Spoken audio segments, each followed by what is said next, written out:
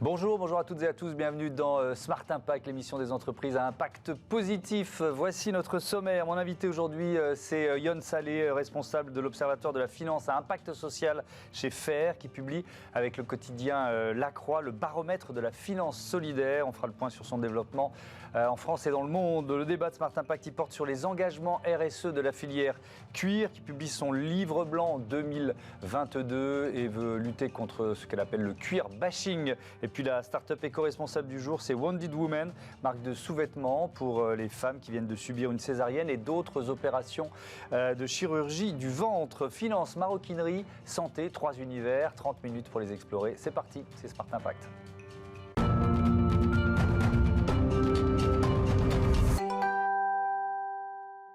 Bonjour Yon Saleh, bienvenue. Bonjour. Vous êtes donc responsable de l'Observatoire de la finance à impact social chez FAIR, c'est le pôle d'expertise français de la finance solidaire, créé l'an dernier. C'est né d'une fusion, c'est ça en quelques mots pour réexpliquer ? FAIR en fait est issu de la fusion de Finansol, qui est un acteur historique de la finance solidaire, gérant du label Finansol, le plus vieux label de finance responsable en Europe, qui a fusionné du coup l'année dernière avec l'association qui s'appelle l'Impact Invest Lab, qui est un laboratoire de recherche en fait sur les sujets d'impact, pour créer FAIR en fait et matérialiser ainsi l'appartenance de la finance solidaire à ce mouvement plus grand en fait de la finance à impact social. Quand on dit finance solidaire, on va vraiment présenter les résultats de ce baromètre que vous publiez avec La Croix, mais quels projets sont financés par la finance solidaire ? Vous voyez ce que je veux dire ? On va dans quelle direction en fait ? Alors historiquement en fait la finance solidaire s'est développée en fait pour combler un déficit de financement des associations, des coopératives, des mutuelles en fait du secteur de l'économie sociale et solidaire, en particulier dans certains territoires un peu délaissés par les pouvoirs publics, le Pays Basque, la Bretagne, la Corse, où il y avait un déficit de financement public. Donc c'est comme ça que la finance solidaire a émergé il y a 20 ans. Donc c'est l'idée de financer des associations à côté de chez soi, des centrales énergétiques, des choses très concrètes en fait, qui améliorent la vie des gens. Le premier objectif, j'ai vu qu'à 52%, c'est un objectif social, c'est ça ? Alors historiquement, c'est comme ça que ça s'est développé autour des foncières notamment. Donc c'est finalement un accès au logement pour des gens qui sont très fragiles, qui ne pourraient pas accéder au HLM par exemple. Donc ça c'est vraiment le cœur de métier. Mais également les personnes âgées, les personnes malades. Voilà. Donc c'est de là que sont les plus gros acteurs de la finance solidaire effectivement. Alors vous publiez avec nos confrères de La Croix ce baromètre de la finance solidaire, 20e édition. Est-ce que déjà si on fait un constat un peu global, en 20 ans, il y a une progression qui est continue du développement de la finance solidaire ? Oui, tout à fait. Là, pour donner un chiffre, en 3 ans, la finance solidaire a doublé. Donc, on voit vraiment une appétence des Français. Et en fait, cette dynamique, elle est forte. Elle est là depuis très longtemps. Aujourd'hui, il y a près de 180 produits labellisés Finansol. Ils sont disponibles à peu près dans tous les réseaux et pour tous les particuliers.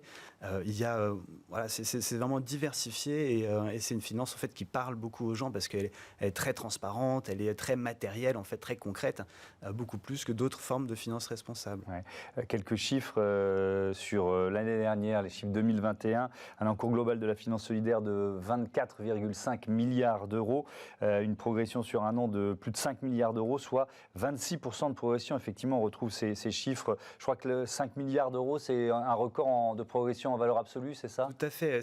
Chaque année, on bat les records en finance solidaire. C'est quelque chose d'assez incroyable d'un point de vue du dynamisme, de la collecte, de l'épargne, mais également cette année, ce qui est particulier du côté des investissements, puisqu'on a pratiquement 700 millions d'euros d'investis dans des acteurs à fort impact social. Et ça, pour le coup, c'est plus de 40% de plus que l'année dernière. On voit un rattrapage, sans doute, suite à la période crise Covid, qui a un petit peu ralenti l'activité des opérateurs. Il y a un grand dynamisme. Donc ça veut dire que ça s'équilibre entre le grand public, les investisseurs professionnels ? Alors la finance solidaire, c'est plutôt une finance de particuliers. Donc on y accède à travers des supports qui sont labellisés Finansol, c'est le Sésame, qui sont aussi bien des livrets que des OPC, donc des produits cotés, également des titres d'entreprises qui font appel public à l'épargne, par exemple à travers des plateformes de crowdfunding. Ça, c'est vraiment le cœur de la finance solidaire, c'est ce lien entre l'épargnant et le projet, avec vraiment une logique de transparence, c'est-à-dire qu'on génère beaucoup d'informations à destination de l'épargnant afin qu'il sache comment son argent est utilisé. Et ça, pour mon sens, également, ça traduit quelque chose que les gens apprécient. Oui, c'est peut-être l'un des premiers leviers qui permet de basculer vers la finance solidaire. Là, je parle des particuliers, du grand public.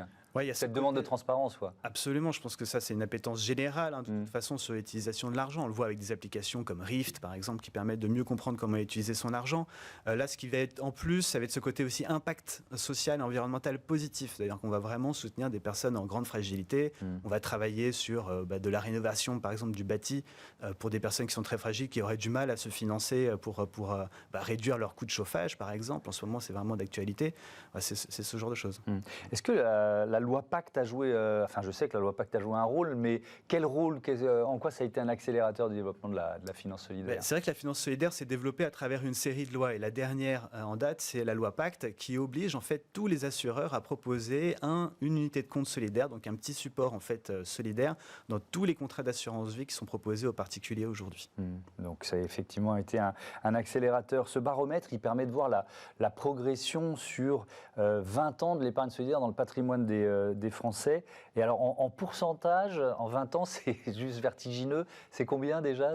On passe de 0,02% de l'épargne financière des Français à 0,42%. Ouais. Ça reste petit, mais en dynamique très forte de croissance. Oui, ça fait plus de 1000% en dynamique de croissance. Mais effectivement, 0,42%. Ça reste une goutte d'eau par rapport à la finance, à l'épargne globale. C'est aussi ce qu'il faut avoir en tête.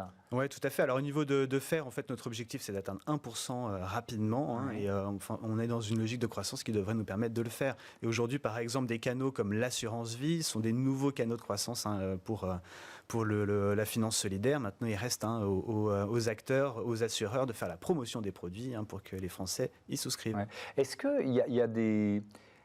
Alors, vous disiez, il y a 20 ans, quand ça s'est créé, il y avait une notion géographique, avec des territoires qui étaient peut-être un peu sous les radars de l'État, on va dire ça comme ça. Mais est-ce qu'il y a encore aujourd'hui, peut-être pas géographiquement, mais des secteurs, des zones, des secteurs d'activité qui sont, de la même façon, pas encore touchés et qui auraient besoin de cette finance solidaire? Vous voyez ce que je veux dire?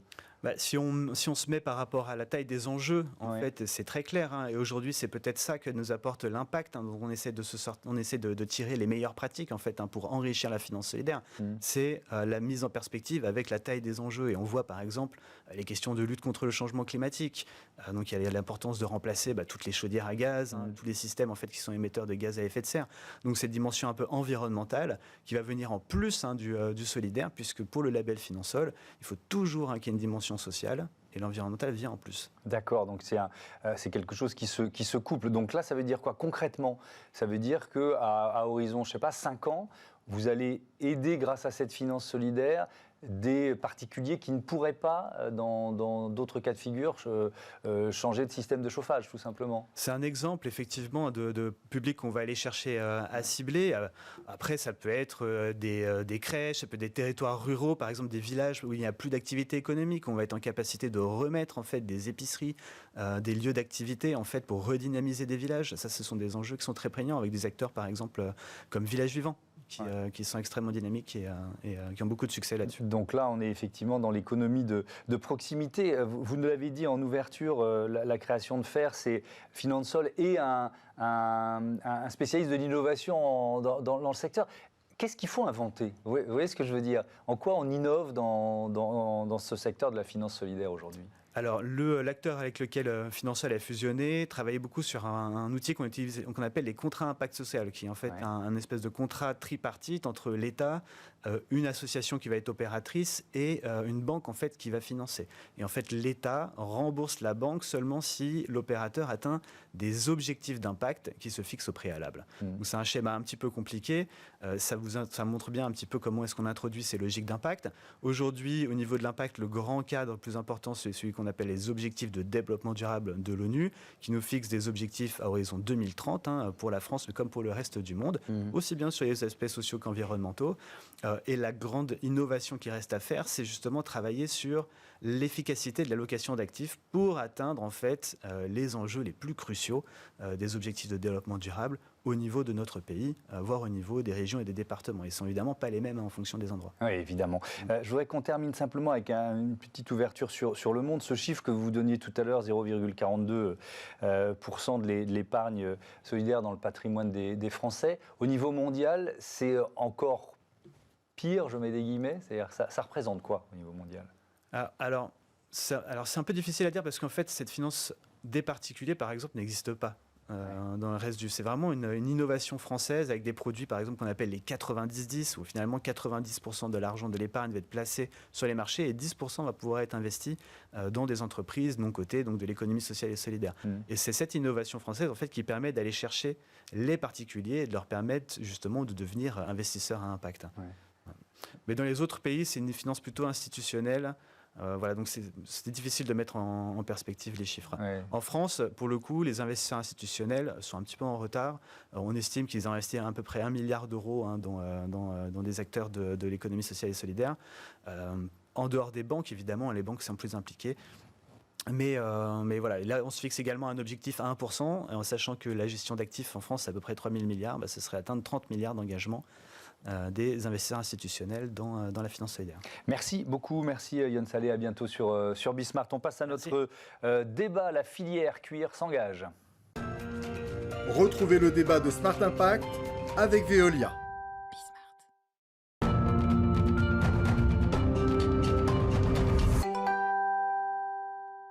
Le débat de Smart Impact, je vous présente mes invités tout de suite. Franck Boilly, bonjour, vous êtes le président du Conseil national du cuir. Absolument. Bienvenue. Arnaud Barboteau, bonjour, le fondateur d'OTA Paris. Ce Conseil national du cuir, fédération, combien de fédérations d'entreprises représentées ? Alors en fait, c'est une confédération, c'est-à-dire que nous regroupons 21 fédérations et donc c'est une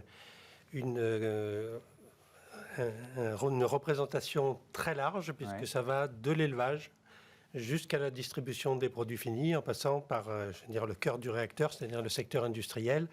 Donc collecte dépôt, tannerie, mégisserie, maroquinerie, chaussures, ganterie et un certain nombre de métiers artisanaux. Si on donne quelques chiffres sur la filière cuir, 100 métiers, 12 800 entreprises, plus de 133 000 salariés. On reviendra on peut parler du chiffre d'affaires aussi. Oui, il est important. Voilà, 25 milliards de chiffre d'affaires et ce qui est très important, plus de 13 milliards à l'export. Oui, alors c'est une vraie question ça, parce que plus de 13 milliards à l'export, est-ce qu'à l'inverse, quand on importe, ça complique les engagements RSE, puisqu'on est là pour parler des engagements RSE, de ce livre blanc RSE de la filière. La traçabilité, le contrôle, c'est forcément plus compliqué sur les produits qu'on importe. Je vois que vous mettez immédiatement le doigt sur les sujets importants. Oui. Effectivement, l'importation ne nous permet pas de contrôler ni les modes d'approvisionnement de nos fournisseurs, ni leur mode de fabrication. En revanche, l'Europe s'est dotée de moyens de contrôle extrêmement importants. Et donc, tout le territoire européen et l'ensemble des consommateurs sont protégés par cette réglementation. Donc, que ce soit produit sur notre territoire, donc là, on est sûr qu'on est engagé avec des démarches RSE, ou que ce soit produit à l'extérieur, de toute façon, sur le territoire européen, ne rentrent que des produits qui, normalement, satisfont aux règles européennes. Donc, c'est quand même une garantie importante. Arnaud Barboteau, OTA, déjà, ça veut dire quoi, OTA ? OTA, c'est pour On the Asphalt. D'accord. Parce que mon principe, en fait, sur mes chaussures, c'est de recycler. Le principe de base, c'est de recycler des vieux pneus de voiture pour les transformer en semelles de chaussures. Ok, d'accord. Donc c'était peut-être le pneu de ma voiture il y a quelques années. Potentiellement, oui, effectivement. Et ça me permet de recycler l'équivalent d'un pneu toutes les 3 paires produites. Ouais. Et en plus de proposer du recyclage, il y a un vrai bénéfice client parce que, étant donné que c'est une semelle en pneu, on se retrouve avec une semelle qui est beaucoup plus résistante à l'usure, à l'abrasion, et un produit qui est plus résistant dans le temps. Et vous utilisez aussi du cuir. Quel type de cuir ? Alors, je suis sur du cuir parce que là, je parlais justement de la résistance à l'abrasion de la semelle. L'objectif d'OTA, c'est de proposer des produits qui vont durer dans le temps, qui vont être très résistants dans le temps. Et c'est pour ça que je me suis basé sur le cuir principalement. Je suis sur une production 100% Europe, avec des cuirs qui viennent d'Italie principalement, et qui ont toutes les certifications Gold, les Air Working Group, qui ont évidemment la réglementation REACH en Europe. Mon objectif, c'est vraiment de proposer un produit qui va durer dans le temps, qui va être très résistant. Et c'est vrai qu'aujourd'hui, il n'y a rien de mieux que le cuir pour la résistance dans le temps. Vous publiez au Conseil national du cuir ce livre blanc RSE de la filière. Pour quel objectif ? Qu'est-ce que vous vouliez raconter avec ce livre ? Alors, nous avons au moins 2 objectifs.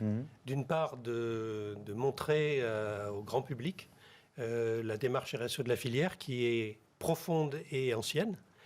Et d'autre part, donner aussi des clés à nos industriels parce que la démarche RSE, c'est pas forcément quelque chose de très simple à mettre en œuvre.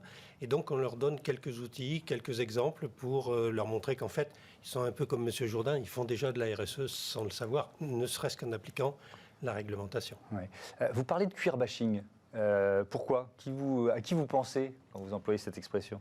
Alors en fait, c'est vrai que bien que nous soyons, je crois, très vertueux dans nos procédés, il ne faut pas oublier quand même que la filière cuir, c'est la plus ancienne activité de recyclage au monde. Parce que déjà, dans la préhistoire, quand les hommes avaient abattu les animaux pour se nourrir, eh bien, ils utilisaient la peau ensuite pour faire des chaussures, pour se vêtir. Voilà. Donc cette activité de recyclage, elle est très ancienne et elle est toujours aussi présente aujourd'hui. Et donc nous sommes relativement étonnés d'être la cible à la fois d'un certain nombre d'ONG qui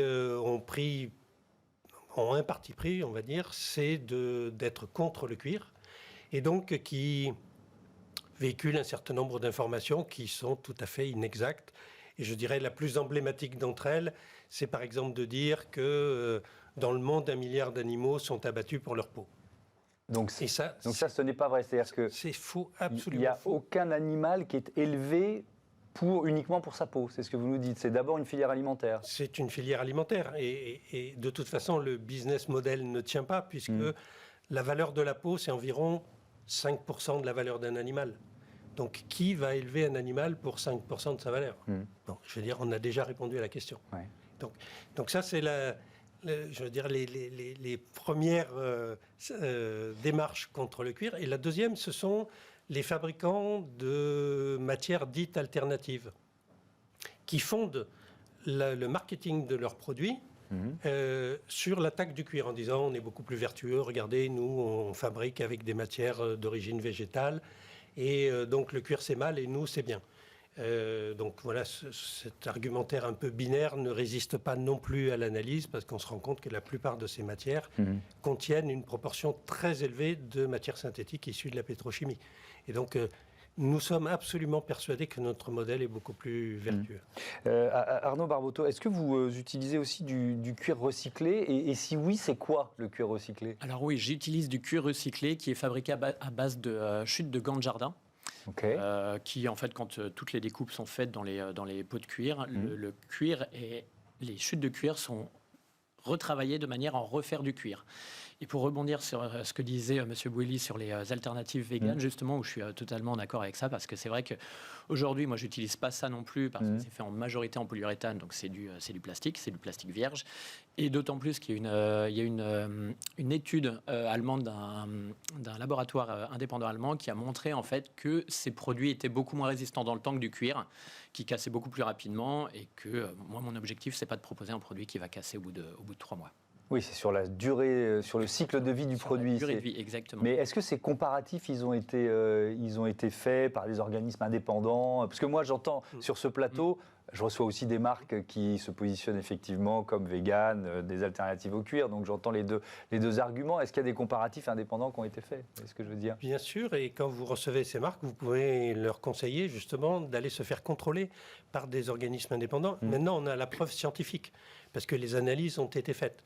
Donc déjà, la résistance des matériaux, comme vient de le dire Arnaud, sont absolument pas comparables. Et d'autre part, l'impact environnemental, étant donné qu'ils sont à base de produits fossiles, évidemment qu'il est beaucoup plus élevé. Et je dirais que l'expression la pire dans ce délire marketing, si je puis dire, c'est cuir vegan.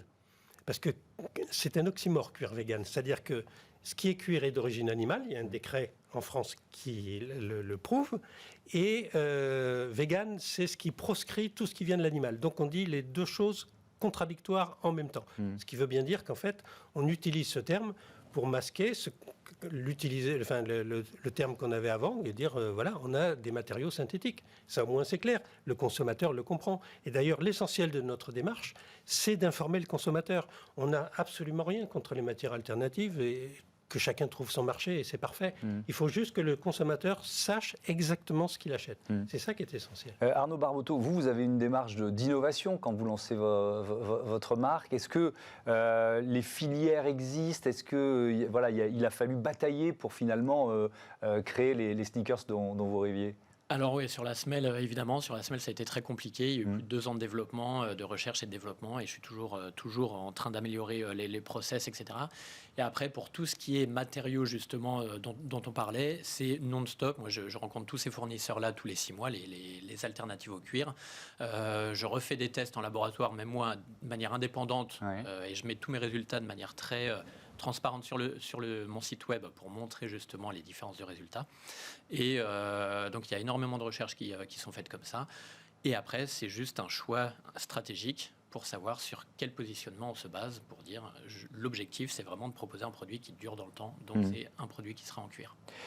Si on parle de réduction de l'impact, puisqu'il y a ce livre blanc RSE, est-ce que par exemple dans les matériaux, alors moi je suis béotien, donc peut-être que ma question, est-ce que dans les matériaux qui sont utilisés pour traiter le cuir, est-ce qu'on peut réduire, je ne sais pas, la part de produits chimiques? Enfin, vous voyez ce que je veux dire? Il y a un travail là-dessus. Je vois très bien. Alors d'abord, il y a une réglementation européenne, Arnaud l'a évoqué tout à l'heure, moi aussi, qui est extrêmement contraignante. L'Europe est le continent qui protège le mieux ses consommateurs par justement ces réglementations. Et ces réglementations, elles ne cessent de peser de plus en plus lourdement sur les fabricants pour réduire justement la part des produits chimiques. Mais il y a une initiative volontaire de l'ensemble des acteurs de notre secteur, parce qu'évidemment, utiliser des matières, c'est un coût. Et donc, plus on réduit ces matières, plus on réduit la consommation d'eau, et évidemment, moins les coûts de production sont élevés. Donc, il y a une conjonction d'objectifs, produire au moindre coût et en même temps être le plus respectueux possible de l'environnement. Il y a un affichage environnemental qui est en train de se mettre en place au niveau français, européen. J'imagine que pour une jeune marque comme vous, je vois votre tête, ça doit être un peu un casse-tête, c'est ça? C'est compliqué? Oui, c'est un petit peu compliqué. Il y a énormément de choses qui sont mises en place par des petites startups, des boîtes, etc. C'est vrai que là, pour être tout à fait honnête, moi j'attends qu'il y ait la réglementation qui soit vraiment européenne, sur laquelle on sache, on se base là-dessus, et que tout soit de la même chose, parce que plutôt que faire chacun dans son coin son petit affichage, donc là j'attends moi clairement d'avoir l'affichage, enfin les normes européennes par rapport à ça. Que vous devriez avoir dans combien de temps? En 30 secondes pour répondre à la question. Alors il y a la loi GEC qui va s'appliquer à partir du 1er janvier 2023, la loi climat résilience, c'est pour dans 1 an ou 2, mais l'Europe effectivement nous mitonne de nouvelles réglementations, mais vous le savez, l'Europe c'est très long, donc on n'est pas capable de donner l'échéance, mais c'est en cours. Bon, ok, merci beaucoup, merci à tous les deux, à bientôt sur Bismart. On passe à notre rubrique consacrée aux startups, une startup à l'honneur comme tous les jours.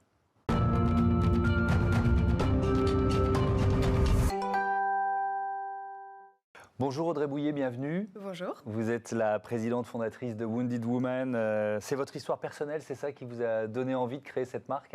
Oui, absolument. Et plus que donner envie, c'était une vraie nécessité. En fait, j'ai eu une césarienne d'urgence en 2019 pour mon fils. Et j'ai été très handicapée par ma cicatrice. Je l'ai mal vécue aussi. Et j'ai trouvé ni accompagnement, ni solution en fait, pour m'habiller suite à cette césarienne et avec cette cicatrice. Et j'ai rien trouvé sur le marché qui me permettait de m'habiller. Donc, je me suis dit, il faut que je crée quelque chose. Et surtout, je me suis rendu compte qu'en fait, il y avait des centaines de femmes, centaines de milliers de femmes qui vivaient la même chose que moi chaque année en France. 150 000. 150 000 femmes, parce que c'est quoi? C'est une sensation c'est désagréable, il y a des frottements, il y a une hypersensibilité, qu'est-ce qui se passe? Exactement, exactement. En fait, quand on a une cicatrice, une césarienne, une cicatrice, et ça peut être lié à différentes maladies, des cancers, une endométriose, des parcours PMA avec des cœlioscopies. Je le dis parce que dans les 150 000 femmes, il y a vraiment différents types de cicatrices possibles. En tout cas, le vécu est le même, c'est-à-dire qu'on va avoir une hypersensibilité de la peau, on va avoir effectivement des tiraillements, mais surtout on va ne supporter aucun frottement de vêtements. Et lorsqu'on a une cicatrice au niveau du ventre, eh bien mettre un pantalon, fermer un pantalon, être assise comme je le suis présentement, c'est pas possible. Donc il fallait pouvoir trouver une lingerie qui était suffisamment adaptée pour être tolérée par les cicatrices et tout en pouvant s'habiller en fait. Alors, vous avez l'idée, la volonté, après il faut transformer. Ça commence par quoi? Le choix des matériaux?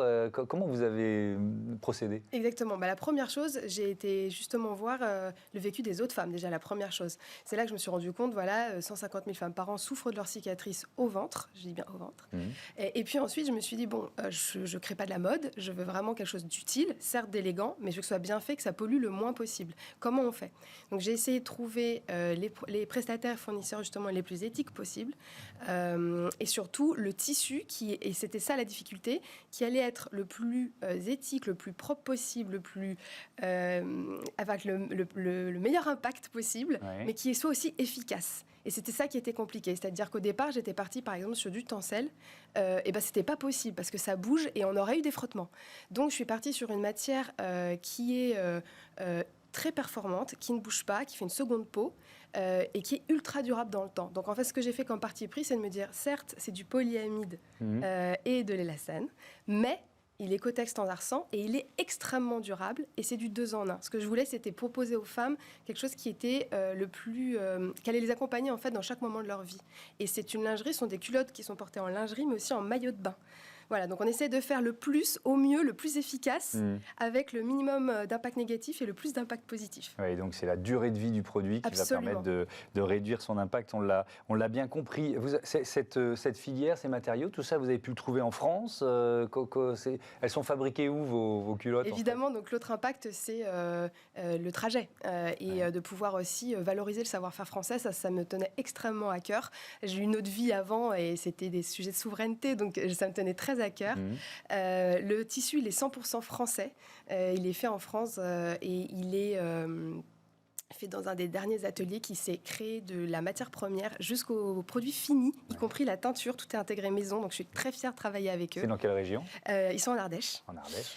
Et l'atelier est un atelier aussi français qui a justement le savoir-faire du sans couture qui permet à cette lingerie d'être seconde peau et d'être invisible au porté, sur les vêtements, et qui sont dans la région lyonnaise. Ils ont un atelier en France, mais aussi en Tunisie.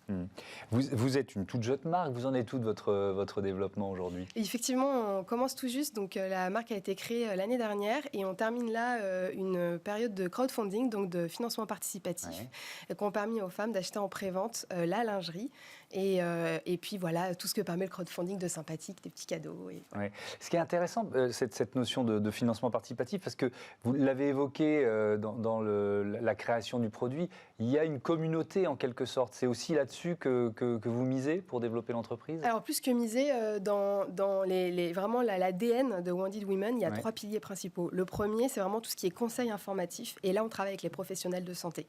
Le deuxième, c'est soulager avec la lingerie, on en a parlé. Et le troisième, qui est très important, c'est accompagner les femmes à sortir de leur isolement. Et donc justement, il y a un ADN très fort de mettre les femmes en relation entre elles, déjà de travailler avec elles. Vous voyez, les prochains produits qui sortent, ça sera aussi un autre groupe de travail avec des femmes qui sont concernées par d'autres cicatrices que celles du ventre.